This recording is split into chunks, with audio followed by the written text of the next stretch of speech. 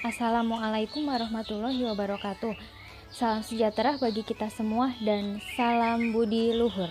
Perkenalkan, nama saya Vivi Agus Lestari dengan NIM 1831511157, mahasiswi Fakultas Ekonomi dan Bisnis dengan program studi Manajemen Keuangan. Di sini saya akan menjelaskan tentang mata kuliah metode penelitian yang diampu oleh Bapak Dr. Muhammad Mabrur Taufik SAG, SEMM, kelompok D1 untuk memenuhi syarat ujian tengah semester Universitas Budi Luhur Jakarta. Saya akan menjelaskan materi kita yang pertama, yaitu tentang metode penelitian, yang mana di dalamnya berisi tentang pengertian metode penelitian. Pengertian metode penelitian adalah langkah yang dimiliki dan dilakukan oleh peneliti dalam rangka untuk mengumpulkan informasi atau data serta melakukan investigasi pada data yang telah didapatkan tersebut.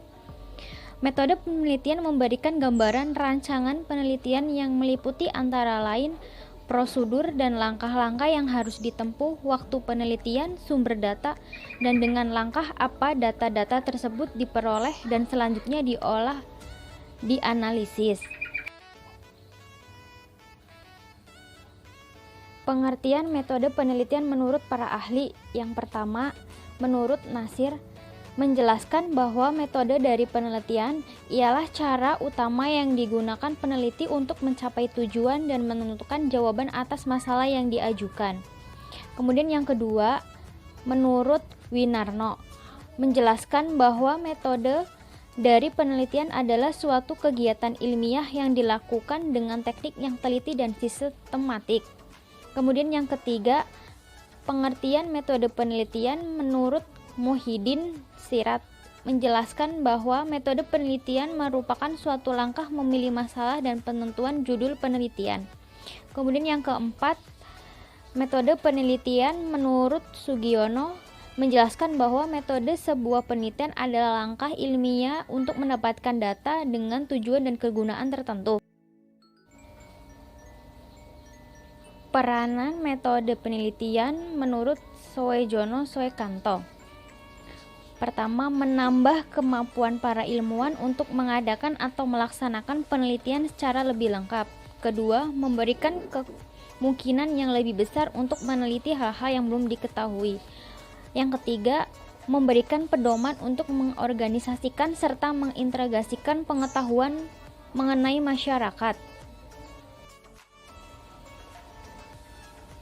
Metode penelitian umumnya meliputi langkah-langkah sebagai berikut. Yang pertama, metode perancangan penelitian menyangkut langkah-langkah apa saja yang perlu diperhatikan untuk menyiapkan suatu rancangan penelitian sebagai langkah awal dalam kegiatan penelitian, meliputi penentuan jenis penelitian, penentuan lokasi penelitian, penentuan jenis data, dan penentuan sumber data.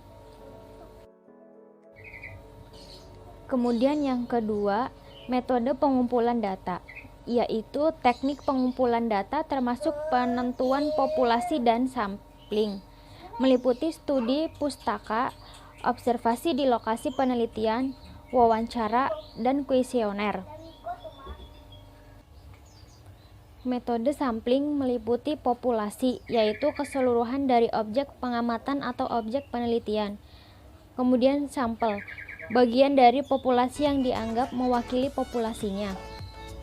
Kemudian masuk ke poin yang ketiga, metode pengelolaan data, yaitu cara mengelola data yang berhasil dikumpulkan untuk memungkinkan penelitian bersangkutan melakukan analisis yang sebaik-baiknya. Umumnya dilakukan dengan cara pertama, pemeriksaan data, mengoreksi apakah data yang terkumpul sudah cukup lengkap, sudah benar, dan sudah sesuai dengan masalah. Yang kedua, penandaan data, memberi catatan atau tanda yang menyatakan jenis sumber data. Kemudian yang ketiga, rekonstruksi data, menyusun ulang data secara teratur berurutan logis sehingga mudah dipahami dan diinterpretasikan. Kemudian yang keempat, sistematis data, menempatkan data menurut kerangka sistematika bahasa berdasarkan urutan masalah. Kemudian poin yang keempat, yaitu metode analisis data. Bentuk analisis untuk menafsirkan data yang diperoleh sesuai dengan apa yang direncanakan dalam penelitian. Proses mengorganisasikan dan mengurutkan data ke dalam pola, kategori, dan satu uraian dasar sehingga dapat ditemukan tema dan dapat dirumuskan hipotesis kerja seperti yang disarankan oleh data.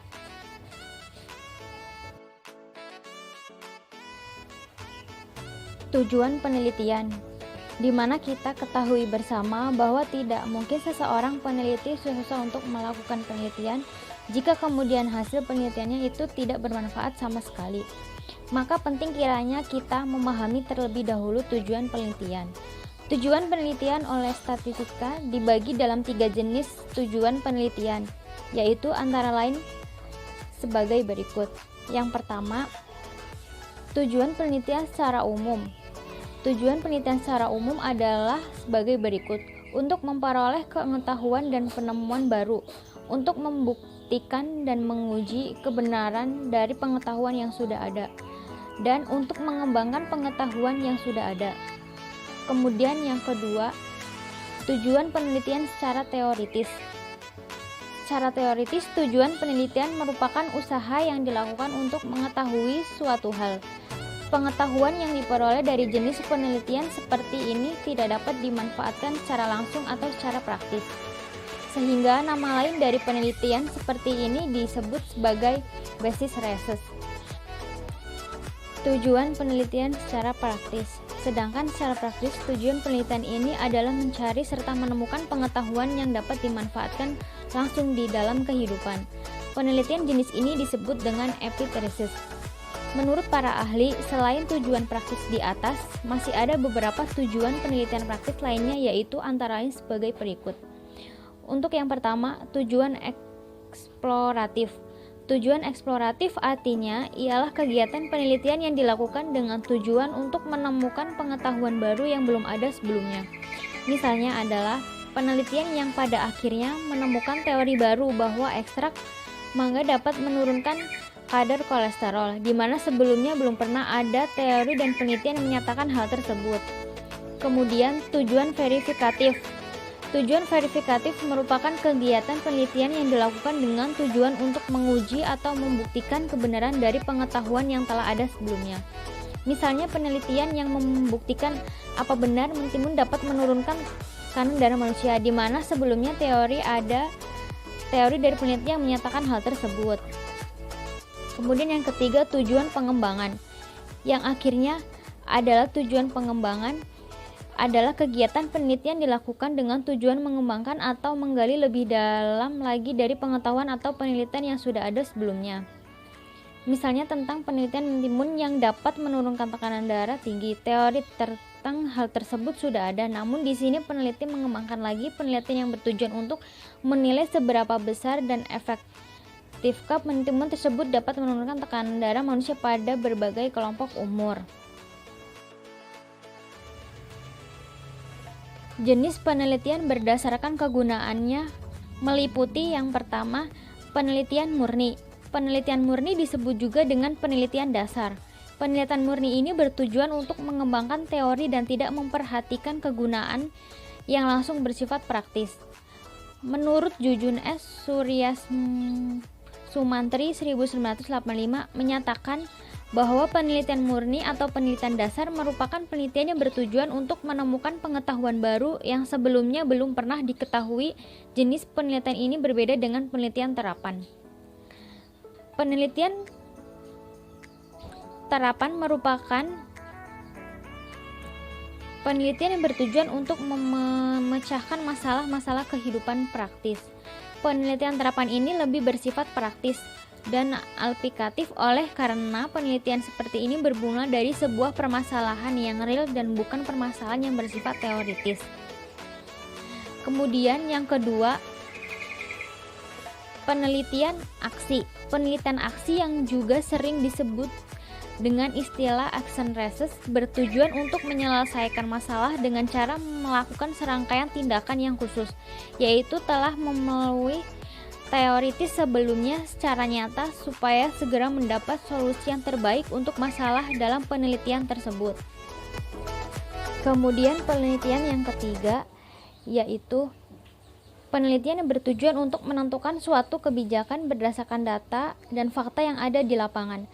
Hasil ini penelitian merupakan peraturan, undang-undang, surat keputusan, dan segala hal yang berhubungan dengan memiliki kekuatan hukum. Kemudian yang keempat, penelitian evaluasi. Jenis penelitian berdasarkan kegunaannya yang terakhir adalah penelitian evaluasi. Penelitian seperti ini bertujuan untuk memberikan penilaian pada program tertentu, kegiatan serta kebijakan yang ditujukan untuk menginvestigasi masyarakat. Proses penelitian yang pertama, masalah penelitian mencangkup penemuan masalah dan pemecahan masalah, tahap identifikasi bidang permasalahan, pemilihan atau pemilihan pokok masalah dan perumusan masalah, kajian teoritis, menyusun kerangka teoritis yang menjadi dasar untuk menjawab masalah atau pertanyaan penelitian. Kemudian yang kedua, pengujian fakta.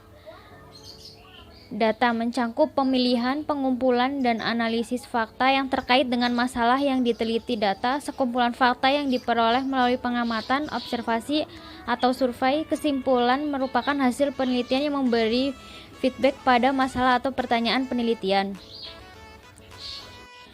Manfaat metodologi penelitian. Yang pertama, menggunakan metodologi peneliti dapat memudahkan pekerjaannya agar sampai pada tahap pengembalian keputusan atau kesimpulan-kesimpulan. Kedua, menggunakan metodologi. Para peneliti dapat mengatasi berbagai keterbatasan yang ada, misalnya keterbatasan waktu, biaya, tenaga etik, dan lain-lain.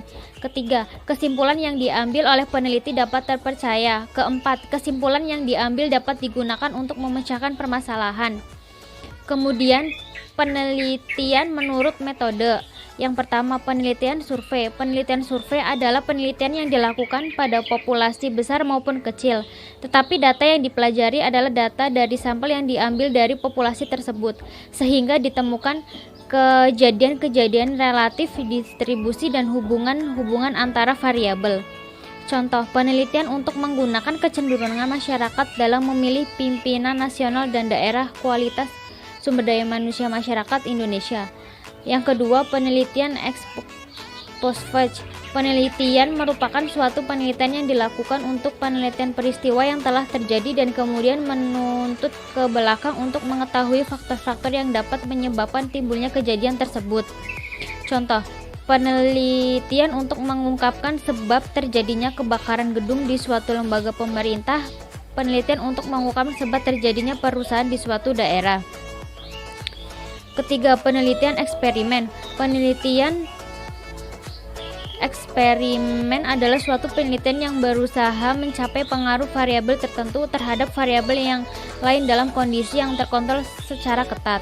Contoh, penelitian penerapan metode kerja baru terhadap produktivitas kerja, penelitian pengaruh mobil berpenumpang 3 terhadap keselamatan lalu lintas di jalan. Kemudian yang keempat, penelitian naturalistik. Penelitian naturalistik sering juga disebut metode kualitatif, yaitu metode penelitian yang digunakan untuk meneliti pada kondisi objek alamiah. Contoh, penelitian untuk mengungkapkan makna upacara ritual dari kelompok masyarakat tertentu. Penelitian untuk menentukan faktor-faktor yang menyebabkan terjadinya korupsi. Kemudian yang kelima, policy research. Policy research merupakan suatu proses penelitian dilakukan pada atau analisis terhadap masalah-masalah sosial yang mendasar sehingga temuannya dapat direkomendasikan kepada pembuat keputusan untuk bertindak dalam menyelesaikan masalah. Keenam, action research merupakan penelitian yang bertujuan untuk mengembangkan metode kerja yang paling efisien sehingga biaya produksi dapat ditekan dan produktivitas lembaga dapat meningkat. Contoh, penelitian untuk memperbaiki prosedur dan metode kerja dalam pelayanan masyarakat. Penelitian mencari metode mengajar yang baik. Ketujuh, penelitian evaluasi. Penelitian evaluasi adalah penelitian yang berfungsi untuk menjelaskan fenomena suatu kejadian, kegiatan, dan produk. Demikianlah pemaparan materi yang pertama, yaitu mengenai metode penelitian. Kurang lebihnya mohon maaf. Wassalamualaikum warahmatullahi wabarakatuh.